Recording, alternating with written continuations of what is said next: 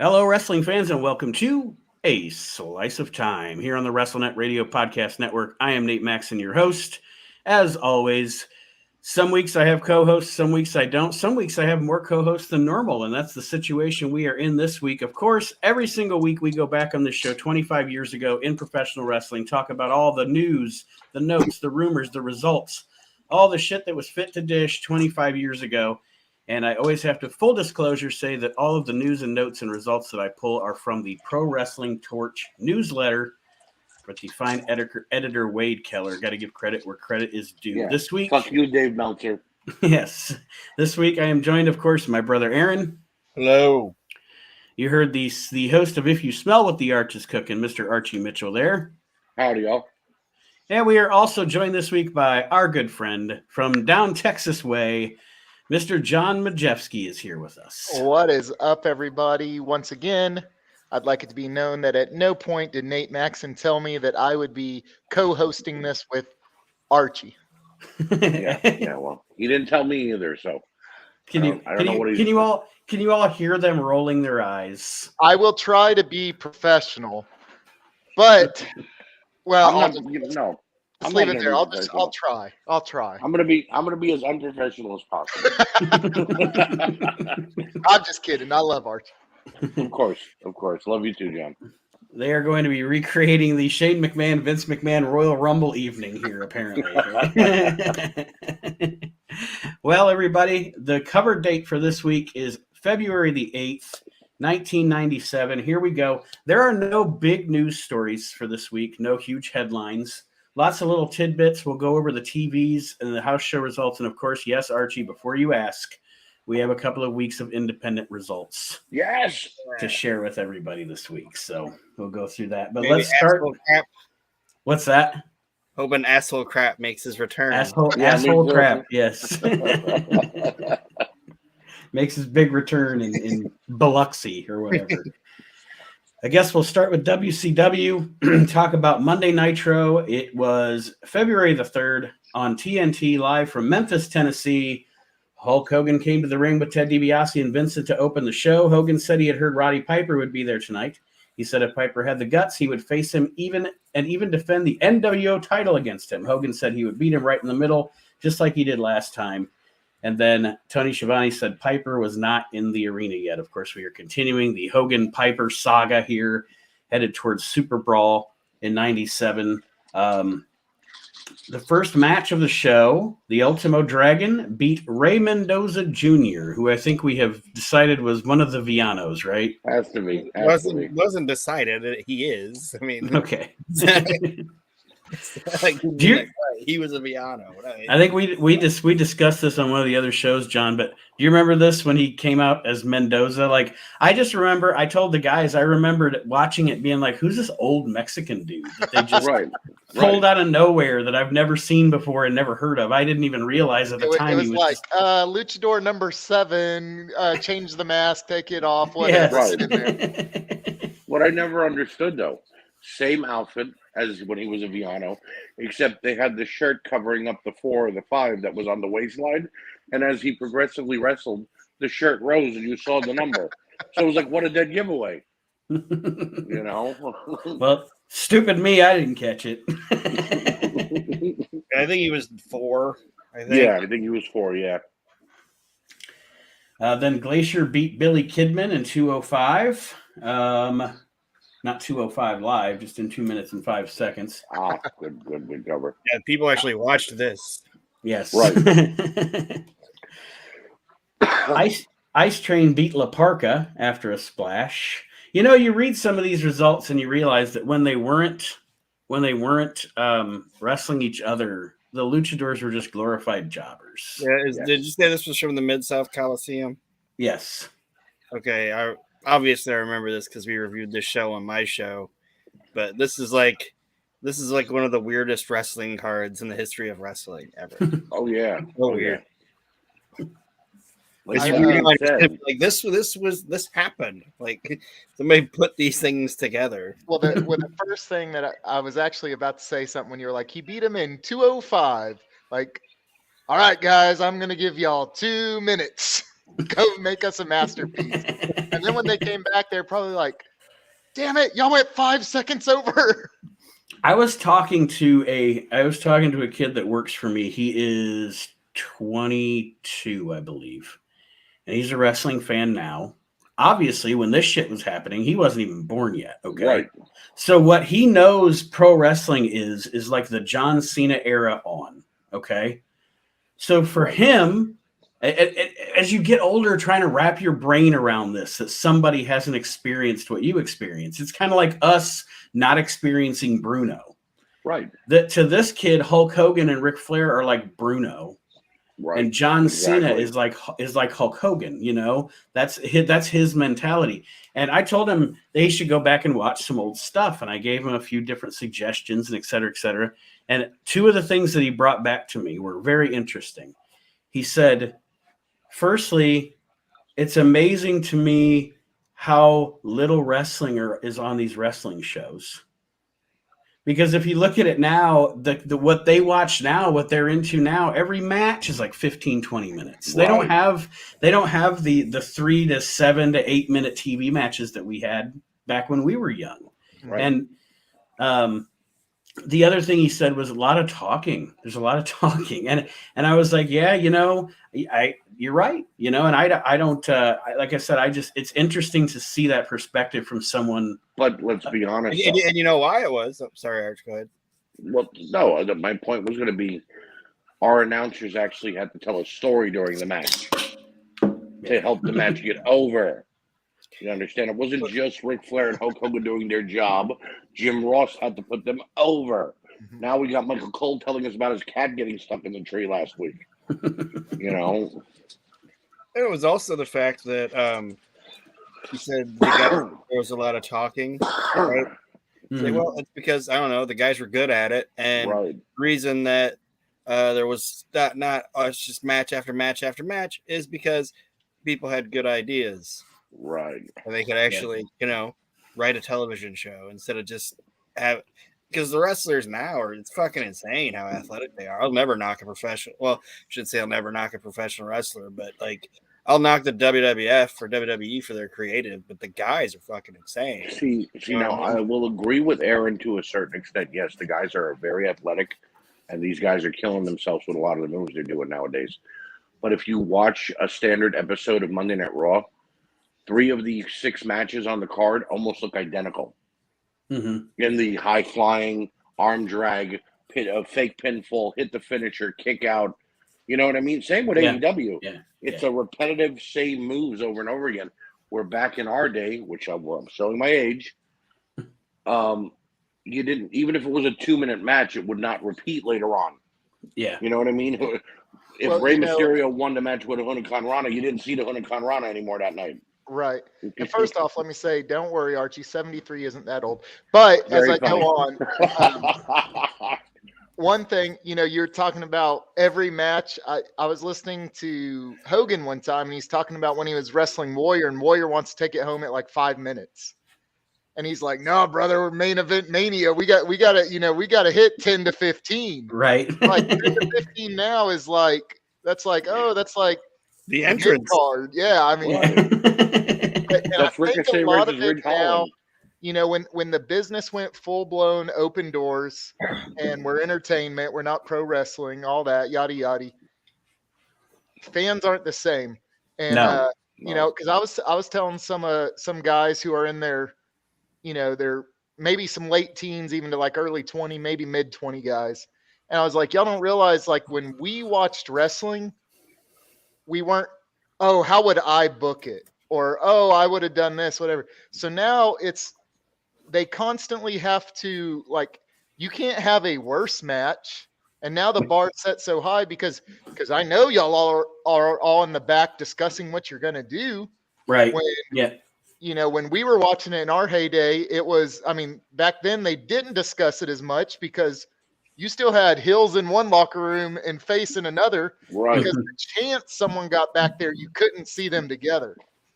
And, you know, so, you know, there's a lot of good stuff we got when the doors got blown open. But that's one of the things I kind of think is a negative. Because now, you know, your casual fan is like, oh, well, that's this spot and that's that spot. Right. They're critiquing wrestling. They're not critiquing wrestling like it's a sport. They're critiquing wrestling like it's a movie. Right. Yeah. And, Almost like a ballet. Like I remember, when I was younger, and if you saw a shitty match, or what we would call shitty today, where it was sloppy all over the place, they didn't do anything, you weren't like, that was a shitty match. You're like, damn, those guys were just going at it and beating the shit out of each other. Right. They weren't even wrestling. They were just hitting it, So like that is gone. You don't, you're like, oh man, they're just so messy, or they're all over the place. Botchamania, We've talked about this before, Nate, and that's the Magic's point. The fans know too much of the terminology now. Mm-hmm. Oh, that's a botch. Oh, he's real green. Oh, she got sloppy. Oh, he must have forgot his spot. He must have, it's like, Jesus Christ, just watch the damn match. Right. You know what I mean? You don't. Sorry, the fans were almost more respectful too. Yes. Like our show is called, like our main anchor show is called We Can't Wrestle. And the reason I put that on there is because my least favorite chant in the history of professional wrestling has been, you can't wrestle. You can't wrestle, right. A bunch of fans chanting at wrestlers, you can't wrestle. It's like, no, actually they can. You can't. You can't wrestle, right? 300 pounds chugging a beer. Yeah, and so sit down and shut the fuck up, which is what we used to do when a match sucked. We didn't react to it. Yeah. Right. Get quiet. Said, this is fucking trash. I'm not going to react to it. Right. Because any reaction is a good reaction. So if you really want the shit wrestlers to go away, don't react to them. Sorry. That's all right. The next segment on this Nitro is it's probably the 20th in these Nitros in this era that we've seen of just the interaction between Chris Benoit, Jeff Jarrett, Nancy, Flair, et cetera, with this Horseman deal. I'm not going to run through it. We've already done this. We've been here about 7 or 8 times already because they're just beating this horse to death. I got a question though, Nate. Mm-hmm. It was around this time that Arn began to retire. Mm-hmm. Do you think that maybe Arn saw the way the Horsemen were going and was like, you know what? Early retirement doesn't sound too bad right now. Yeah, I dropped my beer. I can't come back. I can't come back. Then the Harlem Heat fought the Steiners to a no contest when Meng and the Barbarian and the Public Enemy ran in and brawled. So that happened. We go into the second hour of Nitro. Dean Malenko beat Mike Enos. I'm sure that was a good match. It was. Yes. It was like when I saw it, I was like, yes. Like I think I was the only guy that ever was like, yes. Mike Enos versus Dean Malenko. Hey, Mike Enos was a fighter back then. He wasn't being Bo or Blake Beverly anymore. Then we had a Lee Marshall segment with the 1-800-COLLECT. I'm sure it's Weasel Day here. And, man, great rivalry in WCW, even though I don't think they ever even saw each other. Lee Marshall and Bobby Heenan. I'm sure he was a hell of a nice guy, and everybody always says good things about him, but that dude sucked, in my opinion. Lee Marshall? Yeah. He was made for what he did originally, which was calling the AWA. He was not made to be in this type of a promotion. Calling AWA, he was fine. He was passable. He did his job well, but that was a different style, a different pace. I think he would have made a good ring announcer. Yeah. As a commentator, He actually was the ring announcer in was it in LA at WrestleMania 2, I think. Yeah. Yeah. Oh, really? I didn't know that. Yeah, he was the ring announcer in the Los Angeles part of WrestleMania 2. Let's see here. Okerlund interviewed Sullivan, Conan, Jacqueline, and Jimmy Hart. Sullivan acknowledged that he has let his personal life unravel on national TV. Jacqueline said, unlike Deborah, her body is not the result of plastic surgery, and instead hard work in the gym. And Sullivan said everything on Flair is either dead or doesn't work. So wait, can we rewind for a second? Yes. Jacqueline said that unlike Deborah's body, everything is not plastic on hers. Yes. I think there might be something up front that she's forgetting about. Oh, she don't have the titties yet. No, she did. No, she don't have the big. She don't have the big mamma jammas. They weren't big, but they were still. It was so obvious. That's why she said it. Yeah, I mean, No, she's a heel. No, I'm saying she didn't have them big mamma jammas, so she went to not the real big ones, but she had big enough that she didn't wear implants. I love how they were not mamma jammas, they were just jammas at this point. Well, here's the thing. If we were like on a TV show and people were like, I'm doing this. Oh, that's the name of the show. Diamond Dallas Page beat the Renegade. Oof. oh. Alex Wright beat Super Calo. He danced. Conan beat Dance. Chris Benoit via top rope disqualification. Is that throwing him over? They were still doing it then? Is that that is? Yeah. Yeah. But they only did it when it was like worth their time. Yes, when it was convenient for them. Yeah.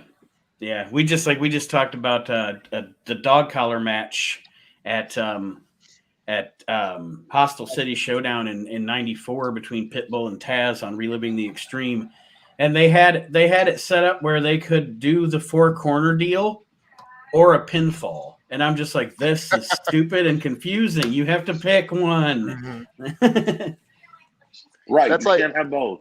That's the same way. I always get frustrated if every once in a while you'll see the battle royals where you can be eliminated anyway, over the top rope, right, or a pin or a submission. Yeah. Nah, just stick to one. Or you can go the TNA route and have the reverse battle. Right, where they all got to jump in the ring. Let's see here.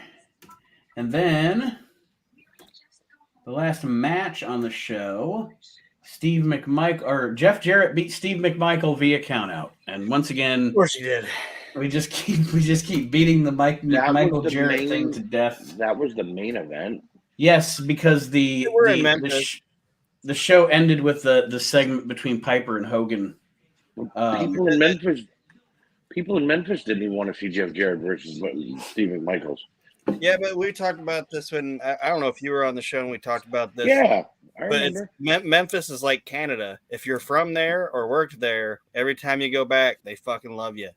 I guess it's true. I would rather the amazing French Canadians took on the Public Enemy. Oof. But the final segment was, of course, Piper and Hogan shooting on each other, and Hogan accepting Piper's challenge for the match at Super Brawl in San Francisco. So let's go on to some WCW news here. The locker room resentment against Kevin Sullivan, Nancy Sullivan, and Chris Benoit grows as they continue to stick to their, by all educated assumptions, worked feud to try to fool the wrestlers for unfathomable reasons. Benoit and women continue to hang on to each other behind the scenes and at bars trying to sell their affair. So, like we've discussed before, this is a shoot that worked itself into a shoot that worked itself into a shoot that, this is like, it's insane how this just doing this angle. I get the feeling that the wrestlers were only upset because they just wanted to be booked right, and Sullivan wasn't doing good. It wasn't about, look, Sullivan and Benoit were in a big feud. That's fine. And yes, Woman was a part of it, and Benoit and Woman eventually actually got together. Okay. But the wrestlers were pissed because they weren't being booked right. Mm-hmm. Had nothing to do with the feud itself. Right. It's like, concentrate on, yes, your feud, but give us a feud too.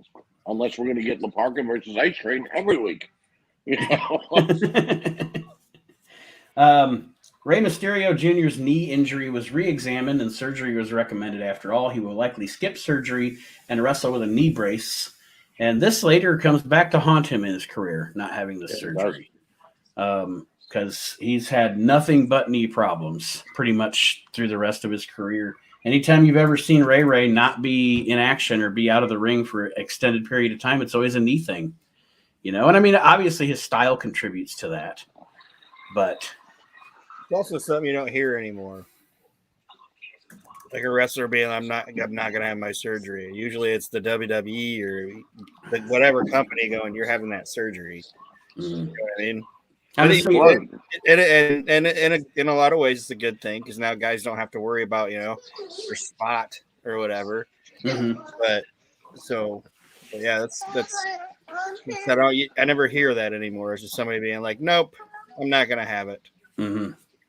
And I mean, like you said, it probably goes back to, I'm assuming, the contract structure, of now, and wanting to keep. What do you want to say? You can say what you want about pro wrestling. We can complain everything we want to complain about back then, now versus back then. The one thing you can say is the way things are run now is much better for pro wrestlers' health. Yeah, definitely. It took a bunch of tragic shit to get us there. Yes. Let's see here. Arn Anderson is out with a fairly serious hand injury, which, as Archie said, he's just going to be like, fuck it, I'm out. I'm done. Hi. Okay, here. Randy Savage's new deal is reportedly for $1 million a year with limited dates. With the Slim Jim advertising deal at stake, whatever Savage's contract is for, it is more than it would have been without Slim Jim sponsorship on the line. I've always heard that, like with WCW, he used Slim Jim as a bargaining chip every time his contract came up. So if I think so, right? To, Eric Bischoff, he says he never even had to pay Macho. Because there's this Slim Jim contract he had, and obviously they're saying if it's $1 million a year, I'm guessing Slim Jim was more than that. So like the only time WCW had to pay is if he exceeded what Slim Jim was giving him. I gotcha. Bischoff said Macho was always an easy sign because it was Slim Jim money, not even Turner money. Oh yeah. And look, to this day, we still got Macho on the Slim Jims. Yep. Hey, honestly, they said the only day that the Slim Jim factory, like the Slim Jim industry or whatever, they shut down for one day when Macho Man died. They're like, nope, we're shutting the doors. Randy died. Nobody go to work.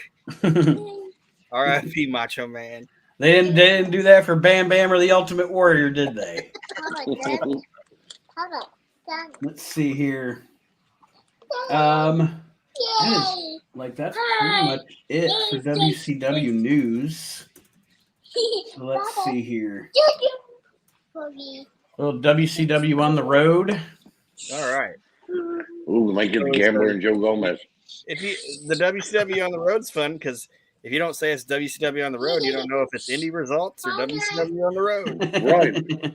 Or the same thing, just with a different title. Right. January 31st in Kansas City, Kansas, estimated 2,500 sellouts. Good for them. Oh my God, what? Renegade pinned Terry Taylor in 22 minutes. Ew. What? I thought you said What? That's got to be a typo. It has to be. It has to be. Seconds. It's got to be 22 seconds. Or it's on the road and someone was pissed off at Terry Taylor. Right. Ribbing his ass. Kevin Sullivan's like, you're doing Renegade for 22 minutes, brother. Yeah, he probably told him 30 and he couldn't take any more at 22. Right. Cut it. You know what, though? I think we just found, if that match is on video anywhere, we found like the payoff for when you lose a bet. You have to watch Taylor Renegade. It's actually no. I would think that would be now that everybody's found the Bret Hart Tim McGee match. This is the new Holy Grail. Right. That's when we knew Renegade was gonna be a star. All right. Do you guys remember when Jimmy Hart? Terry Taylor's like, do you see this twitch? Do you see the twitch? It came from that match. You guys remember when Jimmy Hart joined the Dungeon of Doom, and I think Renegade fought Kevin Sullivan or whoever. Hart took a hot towel and wiped off the R off the Renegade's face and just kept yelling at him. Now you're just Rick. Now you're just Rick. And then for like 6 months, the Renegade was still the Renegade. Like, it did nothing to the character. You know, it never made any sense. Never made any sense. That should have killed the character off.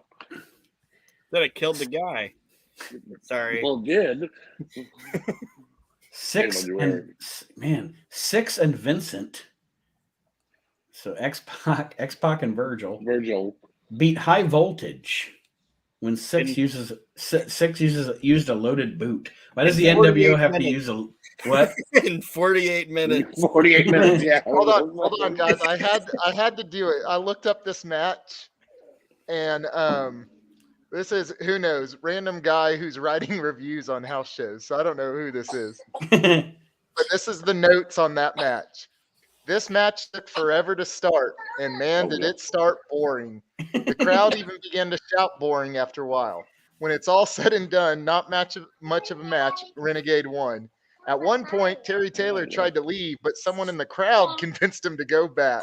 And then it says, too many sleeper holds, 2 DDTs, the ref slammed Taylor. Yes, you read that right. It was a riot.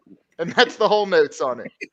So it sounds like it was 22 minutes, just 22 minutes of buffoonery. It was probably 22 minutes. It said it took forever. They probably took 12 minutes to start. It was probably 22 seconds of work. It was 12 minutes to start, and then Terry Taylor leaving and getting convinced probably took 5 minutes. So we're at 17. Who was the fan that gave Terry the pep talk? You got to go back there. It's fun, you know. Everybody in the arena was like, fuck you, dude. Yeah, we got to find this. I hope there's video footage of this somewhere. If you find this, we have to do a live watch of this match. Then Steven Regal pinned Alex Wright. Jeff Jarrett pinned Big Bubba. Now wait, I'm getting reports that the Steven Regal versus Alex Wright was 1 minute and 30 seconds. They didn't want that trash on the show. Yeah. And in the main event, Lex Luger and Giant beat the Faces of Fear. And before the show, Harley Race was introduced and got a standing ovation. So Kansas City didn't get a very great card here from WCW. They had to be like, here's maybe the greatest fucking dude ever, Harley Race. And now here's one of the worst wrestling. Here's Renegade versus Taylor for 22 minutes. It's like, Jesus Christ. Someone had to have not shown up or something. They're like, boys, we need you to stretch it. We need you to stretch it. But if you got Steven Regal and Alex Wright wrestling each other, tell them to stretch. You know what I mean? And you know, like Renegade was like, I got some good ideas, and Terry Taylor's like, I'll do the I'm gonna leave gimmick. Yeah. That'll get him going. He was in the crowd. I didn't spend $45 to see the Red Rooster. Yeah, Terry Taylor was still like, I could have been perfect. Renegade's like, I could have been a warrior. Well, February 2nd. Oh, by the way, they don't have it in here about Harley Race. This is not in the report, but I have to expect that somewhere it's like Harley Race left halfway through the card. He was seen leaving, yeah. So February 2nd in Cape Girardeau, Montana, Renegade pinned Terry Taylor. Said to be horrid is what the again? Yes, so it happened again. How many minutes? It doesn't say on this report. It's pretty much the same, almost the same card. Renegade pinned Taylor, said to be horrid. Vincent and Six beat High Voltage. Regal beat Alex Wright. A fan sign, this is funny, a fan sign saying Alex Wright smokes crack was confiscated. We can have these truths out there. But on a good note, his crack was not confiscated. Yeah. Right. And a good note for everybody at the hotel afterward. Yeah. Jeff Jarrett beat Six, subbing for Bubba, who injured his knee the night before. Hogan's like, hey, Wright, you got to get yourself a Brutus, brother. Somebody hold your shit for you. You need a mule, brother. You need a mule. And Giant and Luger beat the Faces of Fear. So, yeah, always fun. Always fun, WCW it is. I can't believe they did that match twice. Boringest tag team of 1997. Luger and Giant. Dear Lord, that's so fucking boring. That's only February on my show, and I'm like, get these fucking turds away from each other. I've seen enough. Yeah. I've seen enough. That's enough. All right, so we're going to the WWF now, and this is the Monday Night Raw. One of those Raws you always remember for good or for bad. I think I just remember the ambiance of it, and we did discuss it on Aaron's show a few weeks ago. The Toronto, Ontario Skydome Raw aired on February 3rd, taped on January 31st. Glorified house show. They filmed Yes, pretty much. They filmed a house show. There were 25,000 in the Ontario for this so one. you're talking about all the Saudi Arabia shows? Yeah, pretty much. Yeah, pretty much. only only a little more, I don't know, a little more morals applied to it. But yeah. These people are polite and respectful. Right. Vader beat Steve Austin via disqualification. Savio Vega pinned Flash Funk, which I remember being a very good match. Yes. Jim Ross interviewed Psycho Sid mid-ring. Sid talked a bit about getting a rematch against Michaels at Thursday, Raw Thursday. Philip LaFon and Doug Furnace beat the British Bulldog and Owen Hart via countout. That's another one of those matches that we were talking about that you just keep seeing over and over and over again. And never led to anything. And as good as some of them were, they did have good matches against each other. At a certain point, you've overstayed your welcome, right? With a certain match, and we just never pulled the trigger either. Even if you would have done it for like a week, you know what I mean? Just let Flip on and Furnace like beat him once for the belt, right? I mean? But it's like after so many times, you're like, well, they're never gonna win it, so just stop. You know? Yeah. The bad part is after this experiment of letting them fight Bulldog and Owen, Furnace and LaFon went to ECW, and LaFon had to change his name. He went to I forgot what he started wrestling as, but it was I think he was Dan Crockett, like he was in Japan. Yeah, he went back to being Dan Crockett. Yeah, so I mean, and then his career ended terribly. Yep. In that car accident. Mm-hmm. McMahon and Ross remotely interviewed Ahmed in the locker room regarding his match later. He said Ahmed said, well, I'm just reading. You gotta understand where you stop your sentences, bro. He said, I thought you were trying to be in character as Ahmed. He said when he gets off Prozac, who knows what his wrath will be like. Thank you, Ahmed. Only wrestler to ever admit to being on Prozac. That's a great line. Blink, blink. Yeah. When I get off Prozac, we're going to see what I can do. But when I'm staying on these steroids, we're going to see how big I can get. It's like, what the hell? You're not on it. You're on it, and this is how you act? Right. Crush beats Gold Dust with a heart punch at 8:16. Boring. Terrible. This is the one that I was talking about before. I think when we did Aaron's show the other night. A promo aired on the new Blackjacks, featuring Blackjack Lanza sitting around a campfire saying the Blackjacks will ride again. Don't say I didn't warn you. And then I thought, like I told the guys the other night, John, I always thought that was a really cool like intro vignette promo with just Blackjack Lanza in the black and white with the fire, and he's kind of cackling. Sounds like he's been tying one on for hours. And I just thought it was a really cool way to introduce these guys by using the prior Blackjack to introduce them to the promotion. Probably a way to also get them a payday. Oh yeah, yeah. On that same note, sorry to interrupt real quick.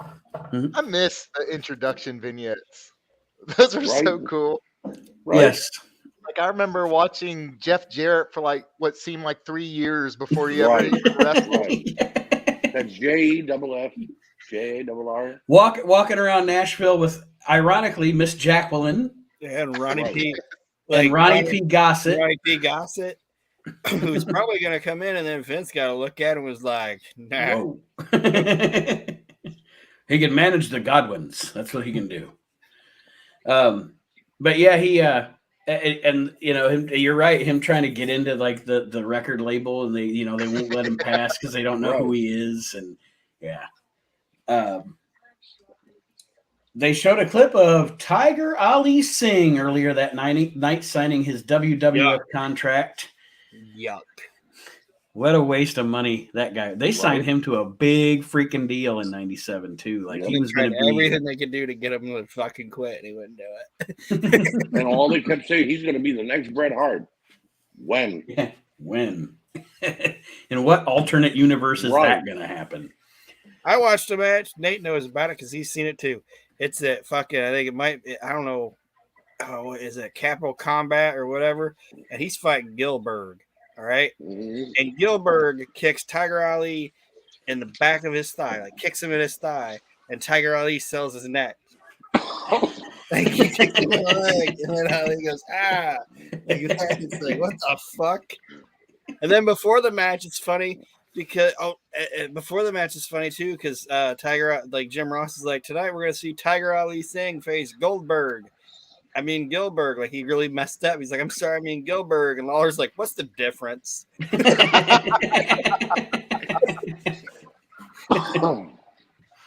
So yeah, this is Tiger Ali Singh was bad. They signed him up like this goody blue chipper, like he was going to come in like Rocky Maivia, and then when he got there, he was this Indian $1 million man.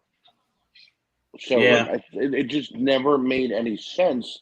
And then he became a manager to one of the worst tag teams they could have put together, Chaz and D'Lo Brown.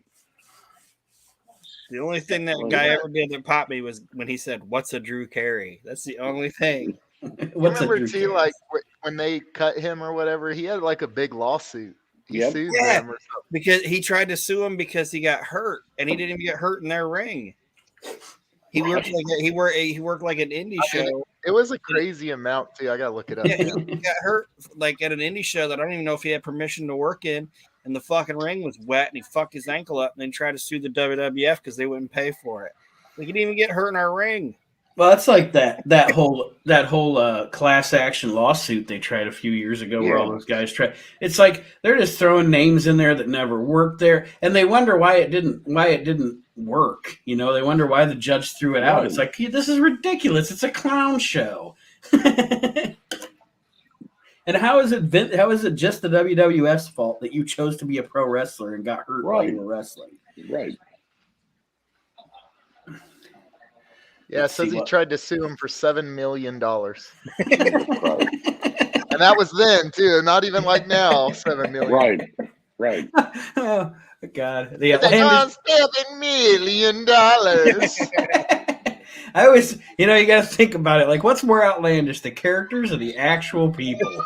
It's ridiculous. Tiger Ali Singh's coming to us with a $7 million lawsuit for a broken ankle that didn't even suffer in our ring. And Jerry McDevitt was just like, hold my beer. They settled $28 in a 12-pack. Yeah. Imagine if he would have won, though. Like, he gets his $7 million. Like, he's like, fuck it, just give it to him. We want him off our backs. Get him out of here. This is like, we ain't WCW. We don't just pay. Hunter Hearst Helmsley pinned Mark Marrow. And then in the main event of this Skydome Raw, The Undertaker and Ahmed Johnson beat Farouk and Mankind in a no-holds-barred match. So like Aaron said, it was pretty much a house show as Monday Night Raw. And I don't have it. Doesn't have it rated. If I'm not mistaken, because the last time I watched it was when we watched it for Aaron's show. The audio went out a couple times too during it, so it was like really hokey the whole show. Mm-hmm. You know what I mean? Like they were ill prepared for it. But it's poorly lighted, and it just I don't know. It came off like you were watching the full version of those videos they would show you little clips of to try to get you to go to the house shows. Right. You know. I mean, it was essentially like MSG New York WWF. Mm-hmm. You know what I mean? Yeah. WWF from the Spectrum or whatever. They just put a house show on fucking TV. The there's not again, like I said, guys. There's not a lot of news per se this week, but. I could write a dirt sheet. I'll just make some shit up. Vince McMahon said, and then Tiger Ali sued for. $1 billion. Vince McMahon and others within the WWF are said to be very intrigued by this 22-minute match with Terry Taylor and the Renegade. This could lead to both. Sign them now. 22 minutes. Sign them now. That's our WrestleMania main event, pal. The WWF. This is interesting. I don't know if this is true. I don't know if this would be something that would be true or something that someone was feeding to Wade Keller. Because I don't know if I've ever heard it before. Aaron, John, Archie, you tell me if you have, and I'm just forgetting about it. The WWF is negotiating to bring in Dennis Rodman to be in Goldust Corner at WrestleMania. Mid-six-figure numbers are rumored to be part of the deal, which would include an angle carried over to August's SummerSlam. Rodman may even team with Goldust in a gimmick match of some kind. Never heard that. Aaron, did you ever hear that? No. I remember this is 97, right? Yes. I don't even remember what Goldust did in 97. I think he fought Hunter. He did. So what would that even mean? Like, what would that even do? Well, you know what I mean? Because remember, Dennis Rodman was wearing dresses and stuff. And this I know, is but they had Goldust away from that at this point because he was supposed to be like a right. man. They were starting to make him normal now and doing all those feud interviews on him and things. So, like he was like saying that he was straight and he was with Marlena, and so yeah, I don't know. That sounds like to me that's some bullshit. Or it's like Bruce Pritchard says, like, man, when we're in these like office, we throw around a bazillion ideas, and someone could have been like, "What about Dennis Rodman?" Nah. And then they're like, "Ooh, let's run with it." Let's run. Yeah, let's do it. Right. Put it. Just call the dirt sheets. Like it's almost like the OJ thing where they wanted Roddy Piper to fight OJ at WrestleMania 12, and then they're just like, "Nah, probably shouldn't do that." We will put him in the Bronco, though. We will put him in the Bronco. Right. We'll do that part. Let's see here. On February 2nd in Mexico on a AAA show. Fake Diesel, fake Razor Ramon, and Jake Roberts wrestled. Jake Roberts came back from that show with a bag full of goodies. He was like, he walks in there. There's like fake Razor, fake Diesel, and he's like, "I'm going to the bathroom. It's the only way I'm getting through this one." Comes back, wee. Let's do this, Revelations or whatever. Y'all look a lot better now. You could almost pass for the real thing. And then lastly, an AOL chat with Bret Hart. Oh, wow. Now we're talking. He said, Bret Hart said about Shawn Michaels, there is a part of me that just wants to shake him and tell him that he doesn't need to be such a jerk all the time. Shawn has described me as a person who's equally arrogant and obnoxious as he is, and reflecting on that, it's hard to disagree with him. I know Shawn has made references to me having some kind of dark, shady past while I have been on the road. I'm not sure what he's talking about, but people in glass houses should not throw stones. I have nothing to hide about anything I've ever done to anybody, anywhere. So is he talking about you're sleeping with Sonny? Essentially, I think so. And I think there were times that Shawn kind of alluded to the fact that Bret was, like doing coke with Jim Neidhart and all them back in the day. And a lot of that's not true. A lot of the stuff that Shawn said about Bret turns out not true. What about a lot of the stuff that he said is also in his book. Like, he does admit to doing like cocaine and shit with those guys. Mm-hmm. But I believe him. The reason I believe Bret on a lot of shit is because he doesn't deny shit that's said about him if he did it. You know what I mean? Right. So yeah, like why would you be like, oh yeah, I did cocaine with them, but not that time. That one time. No, he's lying, Like in his book, he documents like times that he cheated on his wife and stuff.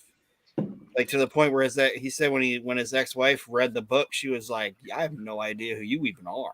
Like this is not who that's why you're ex. That's why you're ex, But so that's why I'm saying, like, if he's acknowledging all of this stuff, why wouldn't he just be like, yeah, I did the like hottest chick on the planet in 1997. Right. You know what I mean? So I believe him.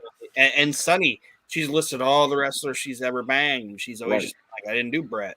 People say I did. I didn't. He was like my brother. And he's like, she was like my sister. So I believe him on that. Right. Man, how many of us downloaded her one line at a time? Remember the old 14K, baby? Yep. Yeah. Like, oh, who picked up the phone? It's going to take 30 more minutes now. Regarding Hulk Hogan, Brett said, I would like to wrestle as long as possible until I reach a point in time where I see myself becoming an embarrassment. An old, pathetic embarrassment. Much like Hulk Hogan. He said, an old, pathetic embarrassment. Much like Hulk Hogan. Wow, when is this? This is 97. 97. He's never liked him. He fucking hates that dude. This is Wall Hogan's champion in WCW. Yes, right. And he's like an old and pathetic embarrassment. Hey, I watched, and I'm sure y'all can find it if we Google it, but I guess like there was some, I don't know exactly how it came about. I just remember this, but there's like wrestlers' hidden talents. It's like a WWF show part then, and Bret Hart draws like characters of people. Yeah. And he's like, I'm going to draw Hogan. What I always look for is something, to really highlight. We're going to highlight his really big nose. I'm sure y'all can Google it and find it. I was like, and watch it or thinking of it now, I was like, wow. I'm just saying, it's like Ric Flair, yeah, we're cool now. Shawn Michaels, yeah, hugged him, we're cool now. Vince McMahon, yeah, we're cool now. What about Hulk Hogan? He's never fuck that guy. Yeah, fuck that guy. Fuck that guy. Fuck him. Old piece of shit. And Hogan's like, come on, I'm even dressing up as a pirate these days. Give me a break. Right. I didn't do nothing wrong to you. They just giving him like childish insults and shit. And Brett just will not say ever. I've never heard him say anything positive about Hulk Hogan. Never. No, he hates his stinking loud. As Brett would say it, he hates his lousy, stinking guts. Even during the height of Shawn and Brett hating each other, Brett would still say Shawn's a fucking hell of a talent. Right. And he would never say anything good about fucking Hulk Hogan ever. Let's see here. The actual ECW TV and news things are not linked on this thing of the torch. So the only thing I have for ECW, and then we'll go into indie results and then wrap it up. ECW house show / TV taping in Philadelphia, obviously at the ECW Arena on February 1st. Louis Spicolli pinned Mike Awesome. What? Let's see how that went down. In the ring, Awesome recovered, nailed a powerbomb splash for a near fall. He then went for the edge, but Spicolli slipped out of it and cradled Awesome for the win. So he got kind of the 1-2-3 kid style upset. I don't even remember this happening. Jesus. Yeah, I didn't know Louis beat Awesome. Was powerbomb his finisher then? Yeah, he used a variety of them. He had to sit out. He had the edge. And it says he hit him with it, but it wasn't the match. That's weird. Let's see specifically what it said here. Oh no. He went for Louis went behind. Oh, I got you. Cradled him, yeah. And then to get his heat back, Awesome gave the ref a running edge. So that's how you. We got to do something. Pee-wee. It's probably Ref Pee-wee, if I tell you. Lance Storm pinned Balls Mahoney. Big Stevie Cool with the blue guy, Hollywood Nova, and 3.5 beat Ricky Morton. Hey, Ricky Morton. Yes. Ricky Morton. You know what Ricky Morton is? I don't care if he looks like the drunk lady at the bar now. It doesn't matter because he's so good. He's fucking timeless. Ricky Morton is timeless. You can drop Ricky Morton into any promotion in any time, at any place, and he is relevant and he is good, and you are going to be entertained and love everything he does. Ricky Morton is timeless. You're happy. Yes, he is timeless. Dr. Death Steve Williams beat Axel Rotten. And let's see here. Joey Styles came out and interviewed Williams. He thanked Williams for endorsing ECW. Williams said he wanted the ECW belt. Raven came out and said, "Asshole, you want the belt? Take it." Good old Raven. Oh, I don't know. Y'all know Ricky Morton is the current ECW champion. Yes. I don't know if y'all saw that. What? He pinned Matt Cardona in GCW, and they hold the TV.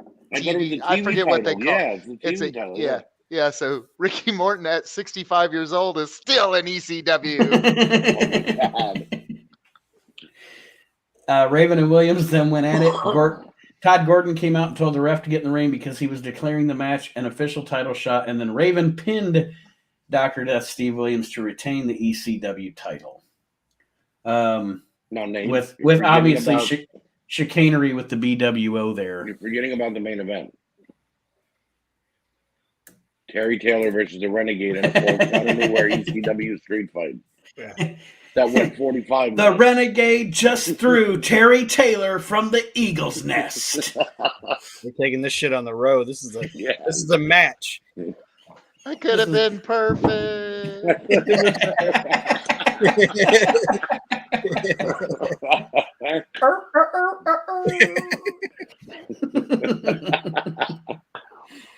Sandman pinned Devon Dudley. Let's see here. The Eliminators beat Rob Van Dam and Sabu to retain the ECW title. Those two teams always worked so well together. Like, I was not always a fan of the Eliminators. I was a fan of the Eliminators when they were in certain matchups with certain people. Like, I like the Eliminators against the Gangstas. I like the Eliminators against Sabu and Rob Van Dam. I'm not a fan of like the Eliminators and the Dudleys matches. I never enjoy the Eliminators. For me, it depends on who they're wrestling as to whether I'm going to enjoy it or not. I agree. The Dudleys worked well with the Gangsters because they were just two brutish tag teams fighting. With the Gangsters and Public Enemy, it was just so the Gangsters could destroy Public Enemy. But the Eliminators, on the other hand, if it wasn't against another technically sound or a team that actually wanted to go one-on-one, in a tag team match with them, it just came off as, I don't know, weird. Right. Because Saturn and Cronus didn't really brawl that much. Mm-hmm. Terry Funk pinned Tommy Rich. Ooh. And Tommy Dreamer and Pitbulls 1 and 2 beat Shane Douglas, Brian Lee, and Chris Candido in the main event. So it was Dreamer and the Pitbulls versus the Triple Threat. Wow. Pretty much, yep. Yeah. Well, Brian Lee still wasn't in the Triple Threat yet. No, he was like the Triple Threat in training or whatever. Yeah. Right.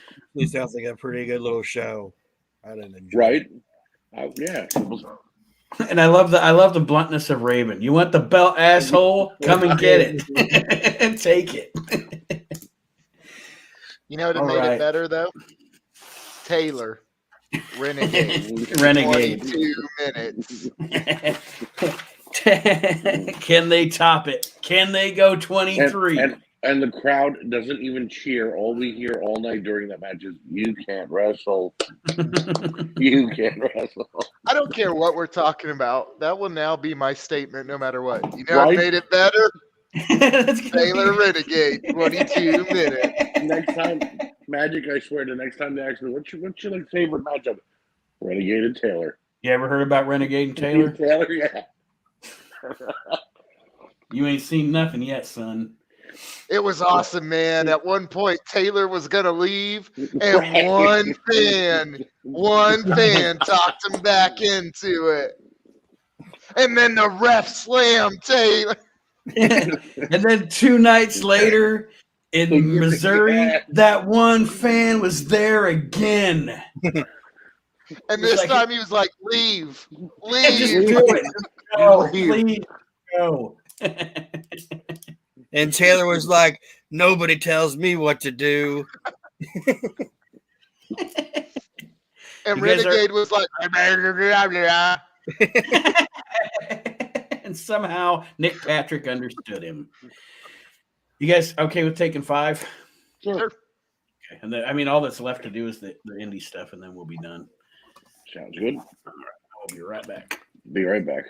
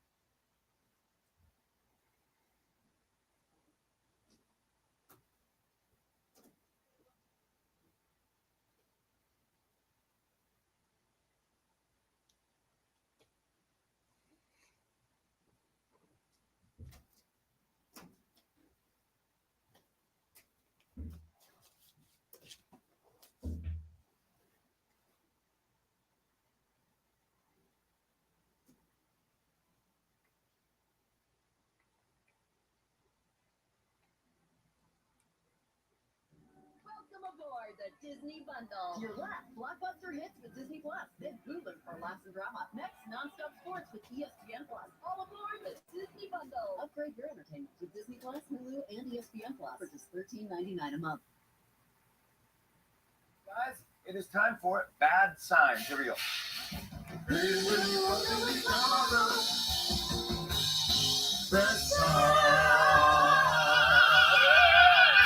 Bad Signs is filmed before a live studio audience. These are pictures of funny or weird signs that you guys saw and sent in to us, and these are all real. This first one was sent in by Matt Zalek in Phoenix, Arizona. It's a sign for a new restaurant that he spotted. Let's see what it said. It's called Just Tacos and More. That's it. It's all. That's all. No. Well, You got tacos? We got burgers too. You got pizza. Whatever you want. You have sushi? Just tacos. Oh, you heard me the first time, right? Sushi? Yeah, of course you have sushi. Yeah. This next one's from Patrick Bender in Bayonne, New Jersey. Hey. He was shopping at Rite Aid and spotted this amazing deal. Look at this. Buy 0, get 0 at 0% off. I'm sold. Where do I sign? That's a deal. This next one was sent in by Bradley Nell in Dallas, Texas. He was shopping in a department store and saw this sign. For your convenience, an elevator is located in China. So simple. Oh, what do you do? Go to the airport. It's an international flight, so you got to go a couple hours ahead of time. And go all the way to China, and then you can take the elevator. Oh, my God. Very convenient. This next one's sent in from Kate Van Perrin in Georgia. She was out to eat with her kids and spotted this great offer. Your favorite kids eat free on Sundays. Not so fast. You can go. You can go to Just Tacos. You can go to Just Tacos. There's more. They have more than Just Tacos. This next one is from Austin Haven in Grand Rapids, Michigan. He was vacationing in Australia and spotted this sign on a tram he was about to get on. It says, touching wires cause instant death. $200 fine. I don't want to pay that $200. Good luck collecting. This next one was sent in by Rainy from Dresden, Germany. He was eating at a restaurant and went to use the bathroom and saw a social distancing sign telling you what he said. Hello. Spider-Man. Hey. I came back and everybody's a mime. It's kind of funny. Do you like Jimmy Fallon? I know a lot of people don't. I like Jimmy Fallon. I like Jimmy Fallon's like the stuff he does that isn't interviews, like the Wheel of Musical Impressions and stuff like that. I'm not a big fan of him as an interviewer. Yeah, I'm the same way. I was just watching Steve Higgins is one of the funniest motherfuckers around, though, man. I'm talking about Yep. his fucking co-host or whatever. And he's been around forever. And he was like, do you know a lot about him? Not really. I looked him up, and he's almost like the Jim Ross of Saturday Night Live. How Jim was in like WWF, like working with the kids and bringing in talent and shit like that. That was like kind of his gig. I had no idea. Yeah, I didn't know anything about his background. I figured he was just a stand-up or something. Now he was like one of the big behind the scenes guys of Saturday Night Live. Like, okay, this guy's having troubles or whatever. He needs some fucking critiquing of his bits and shit like that. Well, okay, let's send him Higgins. Like, so let's send him to Higgins and shit like that.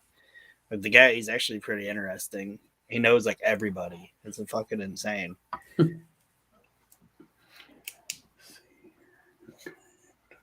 And his brother's the fat guy from Malcolm in the Middle. So another interesting bit of trivia. Let's just say I was really bored the other day, and I was like, I'm gonna read about Steve Higgins. You go down those. That happen to you though? I go down Wikipedia wormholes all the time. Yeah, like I start reading about something about Star Wars, and by the time I'm done, it's the history of macaroni and cheese or whatever. Yeah. You know, it's like I wonder how old Ronald Reagan, or I wonder how old Ronnie Garvin is, and then by the time I'm done, it's like I know everything about Desmond Tutu that you I will tell you. What did I come back to? Oh god, I'm the same way. You're. What date was this WrestleMania? Yeah. So that's how you make a perfect margarita. Yeah. Knowledge. Let me write down this timestamp real quick. And now that we have done that ECW show, it's time to round out this week's Slice of Time with a couple of weeks worth of indie results. We love indie results here on the show. So much fun. We make up our own little independent world. It's fun every single week. Do you have like intro music for like when you're like indie results and then it's like just me going, yes. I do not, but I should. Yeah. Or just a deep voice like you give. I was gonna say results and then if it's indie results. If it's indie results, I should actually introduce it with like one of those songs you hear at every indie show, like "Shout at the Devil." Yeah, Oh, the Indiana Jones theme. Yes. Indie results. So let's start here. We have the week of January 5th to the 11th, 97. International Pro Wrestling, January 11th in New Britain, Connecticut at the Sports Palace. Oh, man. Dave Powers wrestled Rick Fuller to a draw. The Bad Boys beat Mercenary and Curtis Slam Dog. We've talked about him before. SLAMDAWG, Curtis Slam Dog. Coming out to Onyx. How'd they get Martin Lawrence and Will fucking Smith at this show? Frank Stiletto. Heard that name a bunch. He used to appear in the magazines of the After Mags all the time. Frank Stiletto beat Julio Sanchez. I heard that he was I heard that he always worked as a bad guy, and he had a very, very, very, very bad drug problem. Frank Stiletto is a high heel. Hey-o. Sorry. Don't be sorry, that was good. I bet this next match was awful. Johnny Grunge beat Dirty Don Montoya. Anybody ever seen Don Montoya? He was like watching a glacier wrestle. Not glacier, a glacier wrestle. Oh God. Honestly, you didn't even need to put anything else on. You bet you could have just been like, I bet this match was terrible. Johnny Grunge wrestled. Yeah. The next match was Ace Darling and Devin Storm beat Reckless Youth and Inferno Kid. That was pretty good. After which Reckless Youth turned on Inferno Kid. Bastard. Well, you know why, don't you? He's reckless. He's reckless, exactly. Brick Bronski. Sounds like an NXT name. Yeah. It's Braun Breaker, but you're pretty close. Brick Bronski beat Dave Powers. Oh, you got two matches in one night. Yeah, he's probably the promoter or something. Or the promoter's kid. Right. 911 beat Doug Flex. 911. 911. Let me tell you, I've Googled some of these names as you said them, and I've yet to be impressed. You need to look up Silky Boom Boom. Yeah. Look him up. He is indie-rific, John. Is Silky Look him up, Boom and I Boom. renamed Silky Boom Boom the Bland Wizard. And when you see it, you're gonna see why. He's the Bland Wizard. Hey, 911 was in ECW. Yes. And in WCW. Him and Chad, he choke slams Chad all the time, and Nate and Chad do not believe me that 911 is not dead. He is still alive. He's not dead. Yeah, he's still alive. Wait, He his went name back to in being a bouncer. WCW was Tombstone. Yep. And here's another good fact. He never won a single match in WCW. No, I think he lost to Lex Luger, and that was it. Well, I think I just saw his claim to Luger, fame. and There's a one picture other. in ECW with Rey Mysterio Jr. on his shoulders, so that's probably like. Let's see. Superfly Snuka beat Hugh Morris via disqualification. What? Oh, that was a banger. How did they get that? Fucking thing. Like Hugh Morris is in WCW right now. Yeah. And it's not even like a Ric Fuller type thing. Like he has like a contract. He's just wrestling Jimmy Snuka in New Britain, Connecticut. Metal Maniac must have been hurt. United States Championship Wrestling, January 10th in Washington, Pennsylvania at the JFK Grade School. What, were there like 108 people in the attendance? The grade school. The grade school, not even the high school. They're in the grade school. Oh, there was 58 people in attendance then. KC Blood pinned JT Lightning. I've heard JT Lightning before, Cleveland, Ohio. Initial reports say that it was a good match. Hey-o. They have like initials in their name. It wasn't as good as the high heel joke. Go ahead. Keep going. But I'm bummed. Biff Beverly.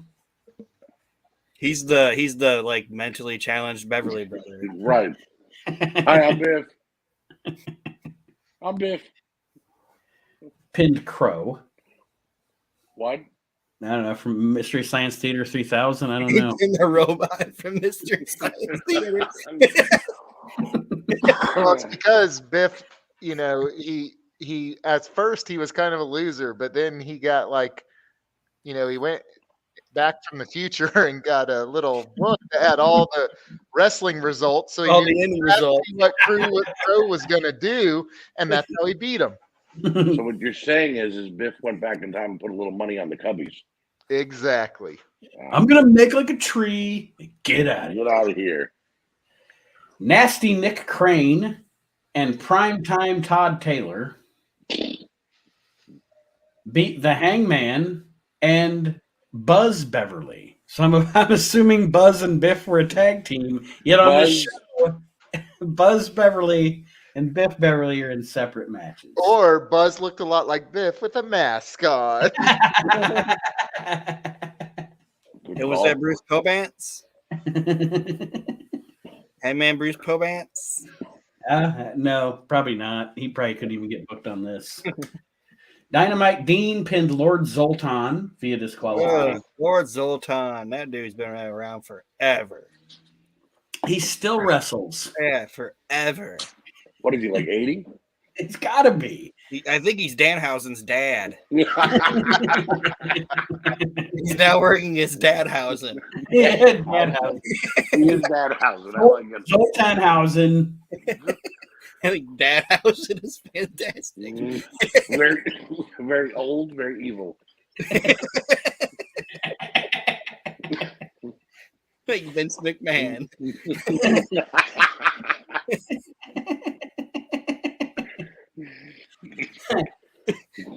Blade pinned Mr. Main Event. Mr. Main Event. But not in the main event. Because the main event, ironically, was T. Ranchula pinning Biff Beverly, who, I'm sorry, he replaced the advertised Iron Warrior. They didn't want to let anybody down. Iron Warrior wasn't there. So they had to get a replacement. We're so sorry. The only reason I'm here is for the Iron Warrior. I thought Renegade and Terry Taylor were going to be. Yeah, we heard they booked the match. I bet they didn't even go but 21 minutes. Right. What a letdown. Guarantee you Biff didn't try to walk out of the match. They did, but Buzz talked him into staying.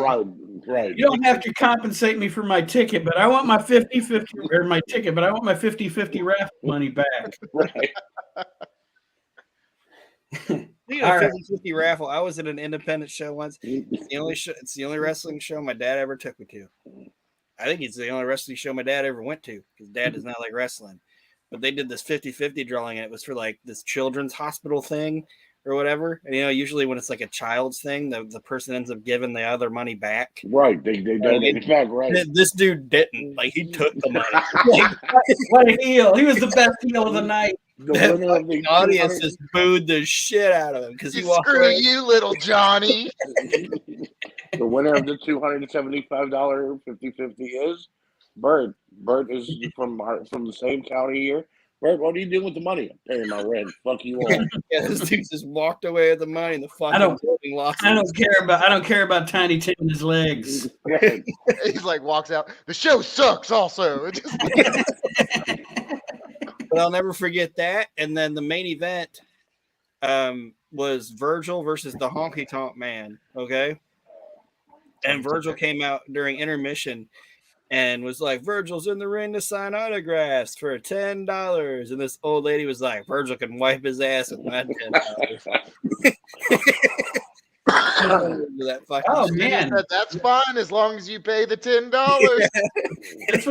This was obviously a long time ago. If he was charging just 10 and not 20, yeah. So but it's how I got to see Virgil. It's how I got to see the Honky Tonk Man. It's how I got to see Greg Valentine, Bob Orton. Like there were like a lot of people up in this show. Yeah, it was fun. But yeah, that fucking dude taking that 50-50 money. It's so funny. The USWA January 15th in Tunica, Mississippi at the Sheraton Casino. This isn't the real USWA, right? It might be because they didn't. Well, by this time, weren't they Power Pro? I don't know. Yeah, I don't think this is. Once you read the card, I'll be able to decipher it. Bobby Bolton pinned Shaquille Ali via reverse decision. Stephen Dunn and Flash Flanagan beat Mike Samples and Tony Myers. This is USWA. Like USWA, yeah. It is because the next match, Bill Dundee and Brian Christopher beat PG-13. Mm-hmm. Mabel beat Kareem Muhammad. This is with the USWA's Nation of Domination. Yep. Yes, it is. Jerry Lawler beat Dutch Mantel. And Bill Dundee won a battle royal. During Mabel's match against Muhammad, the ring broke. As the ring was being fixed for 15 minutes, wrestlers came out to sign autographs for the fans. The ring was fixed with, of all things, plastic milk crates. The final 2 matches took place, including those a battle bumps royal. felt great. Oh man, that was 2%. Lawler's like, get up, you're milking it. Once again, hey-o. Final 2 matches took place, including a battle royal, although Mabel walked out of the casino with his bags before the battle royal and seemed upset. It's probably because they said, look, we had to fix the ring with milk crate. Because your big ass. Go home. Here's your pay. Like, hey, we're going to have to spend a lot more on a ring than what we were going to pay you. Can we take like half or something? You have some milk crates. Just take it out of the 50-50 money. Well, we were going to, but the dude took it. The World Star Wrestling Federation. January 18th in Hazleton, Pennsylvania, 200 in attendance. I'm just wondering, that's hillbilly initiative, though, or ingenuity or whatever. Like, how we fix this ring? I'll put some milk crates under it. Yeah. All right, boys, you're not going to want to bump much, but the ring works. Right. And when we get to the battle royal, stay off of the right side. I cannot stress this enough. Stay off in the battle royal, if you could you try not to be in the ring? Have you ever worked in a ring that you didn't feel comfortable working in? Like, I don't want to wrestle in this ring. So no, like to start a match, but I did. So I wrestled in a ring, and on the bottom of all 4 corners, like what's on the floor, was a giant come along. And it like held the ring, from the poles going inward. Right. I hit the ropes the first time. I'm a decent sized guy, so I hit the ropes, and that come along snaps. Oh, God. Luckily, no one in the audience was hit because it went pew, like across the room. And this is iron. It's not like, Yeah. So I'm in, and it was a 4-way. And the other 3 guys I am are pretty new. So I'm like going up to them and I'm like, stay off the ropes. Stay off the ropes. Right. And they're like, okay. And they're like going right to the ropes anyway. That's the instinct, stand on the ropes. Stand on the ropes.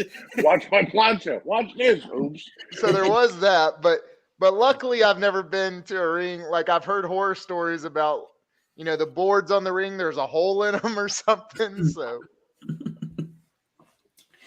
Let's see. I'm sure there was something wrong with this ring in this show here in Hazleton. Reverend Judas Kane beat Smiley O'George and Jay Love. Why did the guy with the most wickedest sounding name, even though he had Reverend in front of it, have to beat the 2 happiest of the jobbers? Smiley O'George. Smiley O'George. That was super racist, I bet. Like he was like, he's like throwing like candy coins at people and stuff. Dancing the chick. Yeah. Repent. Flamingo Kid Pinky. Heard of him. Yep. Fought Corporal Punishment to a double count out. Pinky. Not to be considered with Flamingo Kid Thumb. Right. Oh, wait do you see Flamingo Kid Stinky? Right. Stinky Pinky. Tom Campbell beat Jimmy the Geek via count out. That's too normal of a name, Tom Campbell. Yeah. Jimmy the Geek. Like, is he pocket protector geek or like right heads off of chickens? Like, what is this? Right. Yes. He's wearing a pocket protector and biting heads. All right. Can I tell you guys a quick story since you mentioned geek? Yes. And things like, all right. Sorry, but my great grandfather used to run with carnivals. Mm-hmm. And he would do guess your weights and things like that. So he was a carny. He was a carny, exactly. And one of the guys on the carnival was known as Jimmy the Geek. And he would go and do favors for everybody. Go get me some soda, go get me this, go get me that. So my granddad one day walks up to him Because with they 50 had to stay cents. at their booth or whatever. Right. Walks up to him and says, "Hey, Jimmy, here's 50 cents. Run to the corner store and buy me some razor blades." "No problem, boss." And he takes off running. Now, they didn't allow Jimmy to have money because he didn't know what money was. He didn't have a concept of what it was. He just bit the heads off of chickens and did favors. So about 3 hours goes by, and the head of the carnival walks by, and my granddad's like, "Hey, Bill, yeah, what's up? You see Jimmy anywhere?" "No, I haven't seen him all day." "Why?" "I gave him 50 cents and told him to go buy me some razor blades down the block. I haven't seen him since." "Oh, you ruined the act." He ran away. He thought he was rich. He thought he had all the rent, never came back. 50 cents, baby. Poor guy was found in a dumpster 3 days later. In a fucking ditch. No hands. It's like, what happened? But he was well shaved.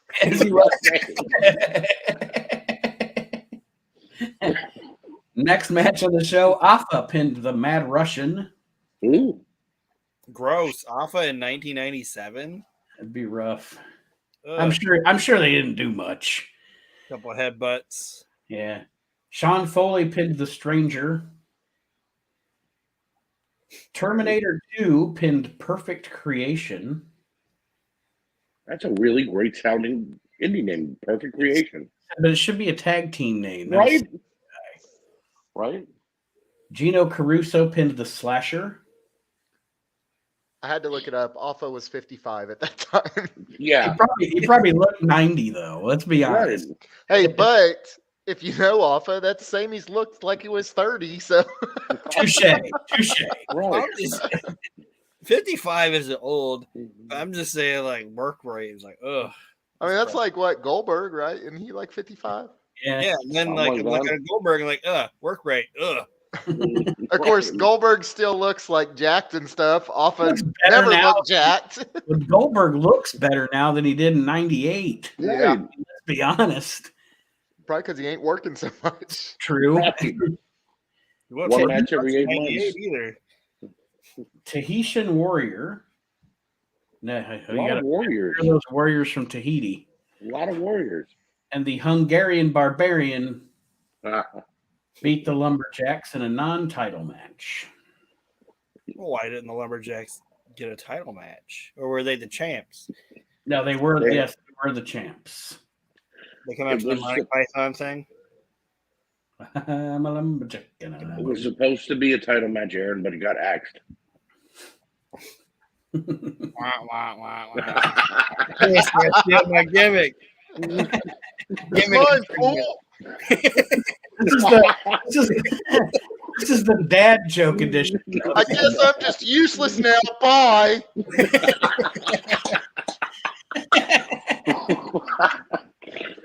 No, wait, come back.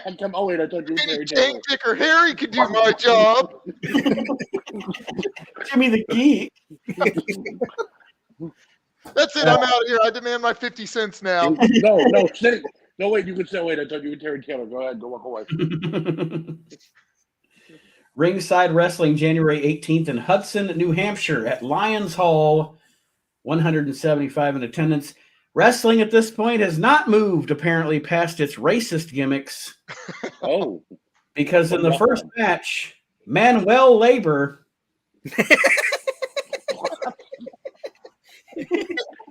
Manuel Labor. I didn't stutter. Manuel Labor and Johnny Vegas beat Gary Torch Canales and Wolverine. Manuel Sure Johnny Vegas was Italian. Manuel Labor, he'll mow you down. Give him an inch, he'll mow your yard.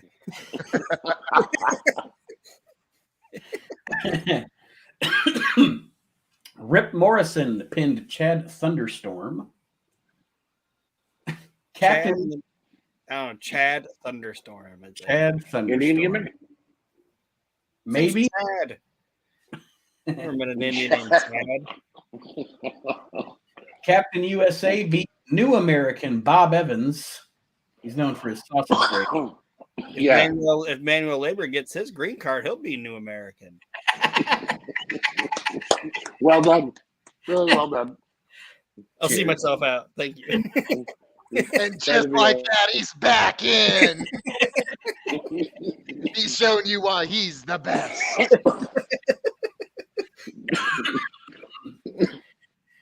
Pinky Petunia pinned Red Rose. So that was the ladies' match, right? What was the second name? Pinky Petunia pinned Red Rose. Put them together, it could be the Flowers of Pain. Maverick Wild beat David's grandfather, Nature Boy Gary Gold. I thought you were going to say the guy's name was David's grandfather. Yeah. Mystic Merlin. The fuck? Mystic Merlin beat Lobster Man using a foreign object. What? I love the pause. I love how it's not even a laugh. Everybody's just trying to contemplate what the hell I just said. What's the foreign object? Hot butter? Yeah. Threw him in a big pot. Boiling water, yeah. Threw a pot of boiling water in his head. Oh, man. We started that show with Manuel Labor and we ended it with Lobster Man. World Class Wrestling 2. I heard he hooked up with some ring rats after the show. Got crabs? Crabs, yep. Yeah. World Class Wrestling 2, January 17th in Dallas at the Sportatorium. He also wouldn't put anybody over or sell anybody's moves in the ring. He was real shellfish. Finishing move was the claw. Boo. Go ahead. World Class Wrestling 2, January 27th in Dallas, Texas at the Sportatorium. 275 in attendance. The promoter, Gary Hart. Al Jackson beat L.A. Steel. Chris Young beat Diamond Dave. Rod Price beat Action Jackson. Wild Bill Irwin beat Chad Hart. Chris Adams beat Al Jackson to retain the Texas Heavyweight title. Best thing about that card was probably Rod Price. Probably. Carolina Championship Wrestling, January 17th in Kannapolis, North Carolina at Rodeo's Nightclub. Ugh, that was probably a dirt pit fucking bar right there. Rodeo's, you said Rodeo's Nightclub? Rodeo's Nightclub in Kannapolis, North Carolina. Not a place I think I'd want to drink. But anyway.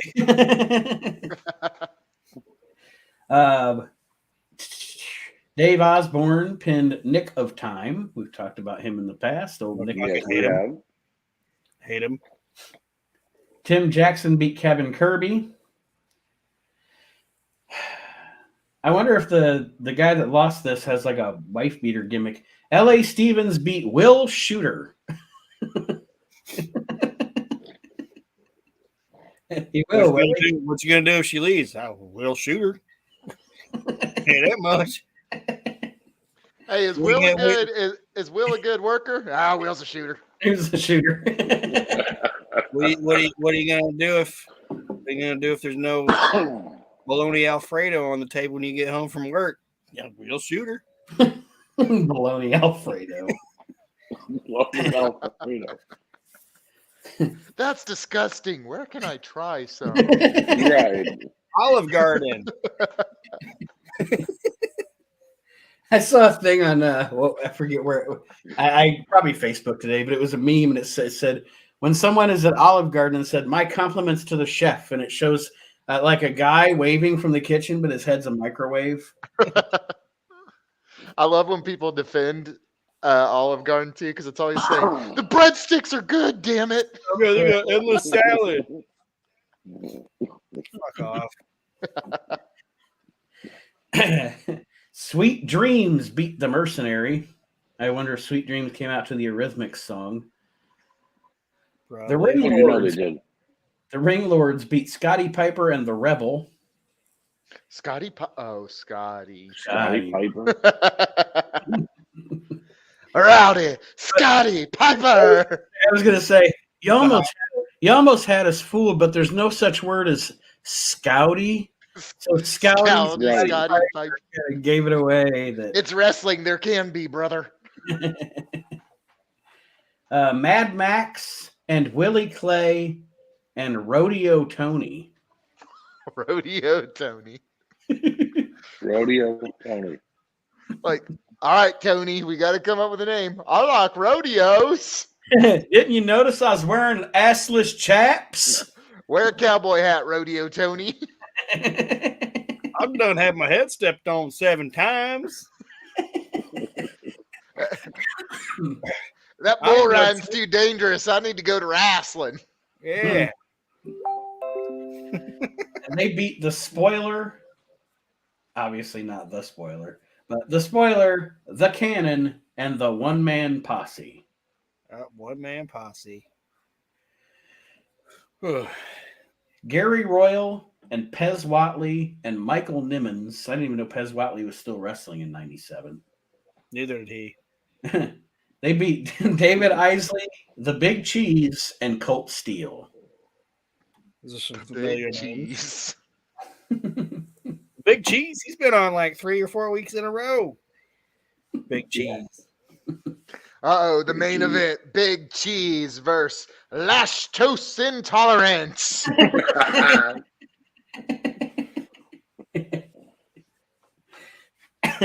American Championship Wrestling, January 18th in Sylvia, North Carolina at the Armory.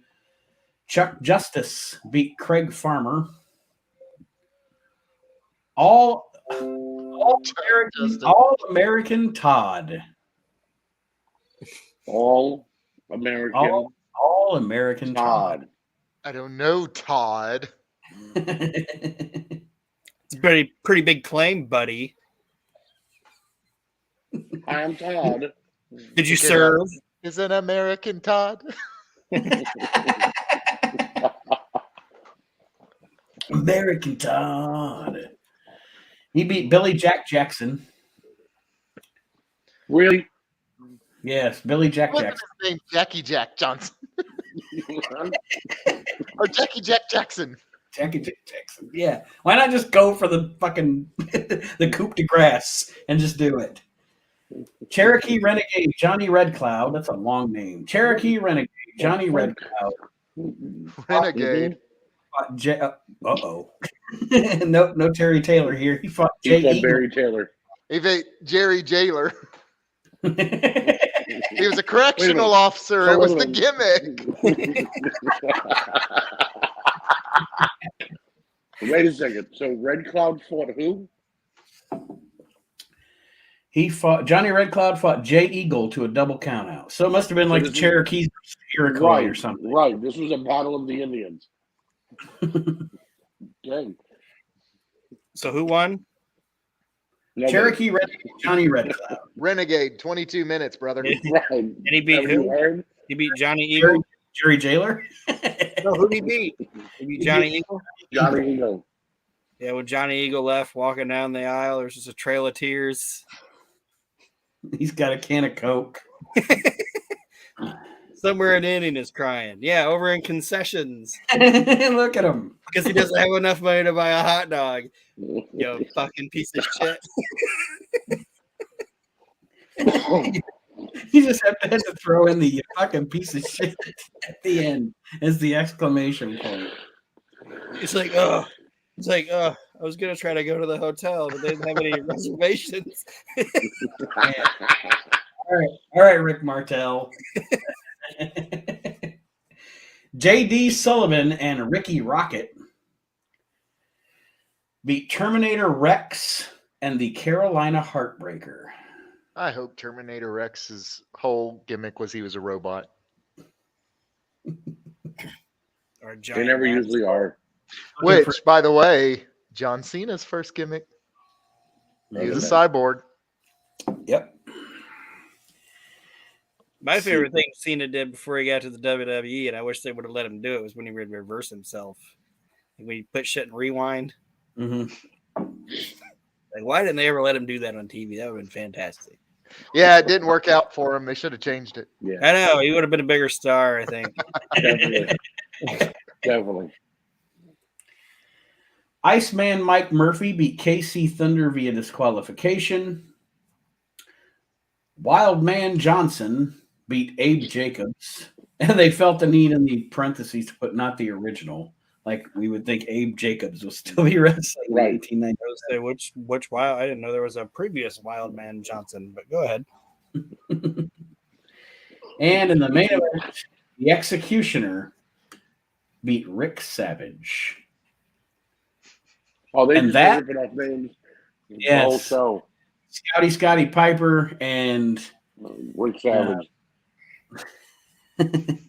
that is it for indie results, and that means that is it. Time to put a button and end the show here on A Slice of Time. I want to thank my co-hosts for joining me, Aaron, Archie, John. Thank you guys so much for being here this week. Of course. Thank you for having us. And I want to encourage everybody to go ahead, Aaron. What? So I didn't have anything else to do. Well, thanks for thanks for letting me help you keep yourself entertained.